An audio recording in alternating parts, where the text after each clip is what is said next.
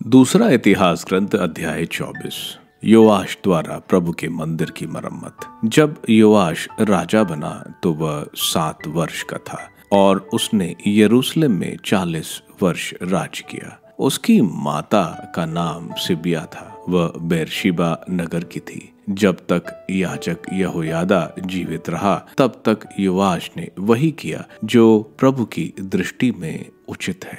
यहोयादा ने 2 कन्याओं से उसका विवाह कराया जिनसे उसके पुत्र और पुत्रियां उत्पन्न हुई। इसके बाद योआश ने प्रभु के मंदिर की मरम्मत करने का निश्चय किया। उसने याजकों और लेवियों को एकत्रित कर उन्हें यह आदेश दिया, यहूदा के नगरों में जाकर सब इस्राएलियों से वार्षिक चंदा इकट्ठा करो जिससे तुम्हारे ईश्वर के मंदिर की मरम्मत हो सके। इस कार्य में शीघ्रता करो। किंतु लेवियों को कोई जल्दी नहीं थी। इस पर राजा ने प्रधान याजक यहोयादा को बुलाकर उससे कहा, आपने लेवियों पर क्यों नहीं दबाव डाला कि वह यहूदा और यरूशलेम से वह चंदा ले लें जिन्हें प्रभु के सेवक मूसा और इजरायली समुदाय ने विधान के तंबू के लिए निश्चित किया था, क्योंकि उस दुष्ट अतल्याह और उसके पुत्र ने ईश्वर के मंदिर की हालत बिगड़ने दी और प्रभु के मंदिर के सब पात्रों का बाल देवताओं के लिए उपयोग किया।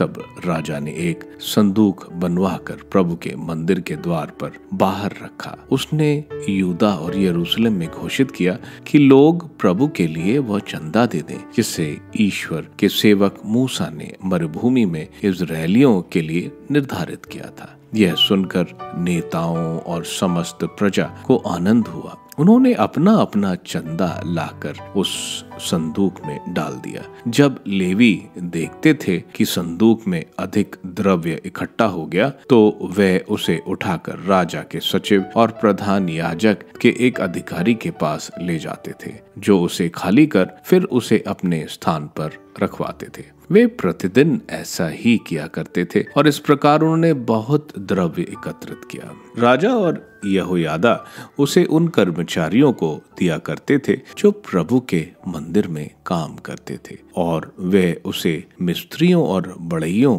तथा लोहे एवं कांसे का काम करवाने वालों को देते थे जिससे वे प्रभु के मंदिर का जीर्णोद्धार करें। उन लोगों ने काम प्रारंभ किया और भवन की मरम्मत अच्छी तरह होती रही। उन्होंने प्रभु के मंदिर का जीर्णोद्धार किया और अच्छी तरह से उसकी मरम्मत की। काम समाप्त हो जाने पर वे शेष द्रव्य राजा और यहोयादा के पास ले आए। इससे वे प्रभु के मंदिर के लिए सामान बनाते थे, अर्थात सोने और चांदी के पात्र और उपकरण जो मंदिर की सेवा और होम बलियों के काम आते थे।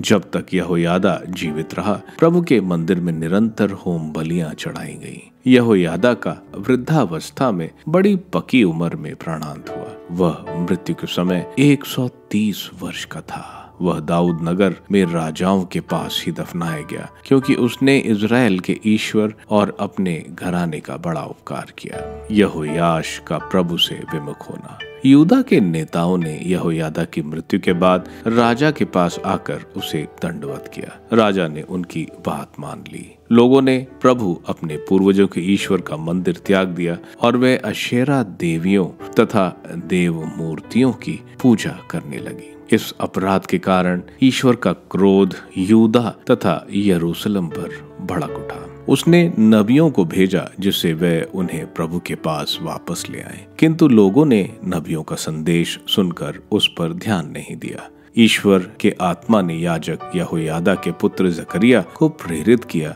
और उसने जनता के सामने खड़ा होकर कहा, ईश्वर यह कहता है, तुम लोग क्यों प्रभु की आज्ञाओं का उल्लंघन करते हो? इससे तुम्हारा कल्याण नहीं है। तुम लोगों ने प्रभु को त्याग दिया, इसलिए वह भी तुम्हें त्याग देगा। इसके बाद सब लोगों ने मिलकर उसका विरोध किया और राजा के आदेश से उसे प्रभु के मंदिर के प्रांगण में पत्थरों से मार डाला। राजा यहोआश ने जकरिया के पिता यहोयादा के सब उपकारों को भुलाकर उसके पुत्र जकरिया को मरवा डाला। जकरिया ने मरते समय यह कहा, प्रभु देख रहा है और इसका बदला चुकाएगा। वर्ष के अंत में अमोरियों की सेना यहोआश पर आक्रमण करने निकली। उसने यूदा और यरूशलेम में प्रवेश कर जनता के सब नेताओं का वध किया और लूट का सारा माल दमिश्क के राजा के पास भेज दिया। अरामी सैनिकों की संख्या अधिक नहीं थी, फिर भी प्रभु ने एक